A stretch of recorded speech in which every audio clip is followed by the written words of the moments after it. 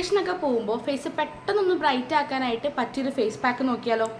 ബായോ ആദ്യം തന്നെ നമ്മുടെ മെയിൻ ഇൻഗ്രീഡിയൻ്റ് ആയ നമ്മുടെ ഓട്സ് പൊടിച്ചത് ഇതിനകത്തേക്ക് ഇട്ടുകൊടുക്കാവേ.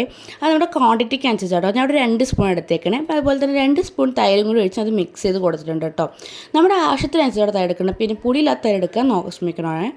പിന്നെ എന്താ പറയുക, നമ്മുടെ ഈ കട്ടലൊക്കെ പോകണവരെ നന്നായിട്ട് മിക്സ് ചെയ്ത് ഏകദേശം ഈ ഒരു കൺസിസ്റ്റൻസി ആവണവരെ നന്നായിട്ടൊന്ന് മിക്സ് ചെയ്ത് കൊടുക്കണം കേട്ടോ.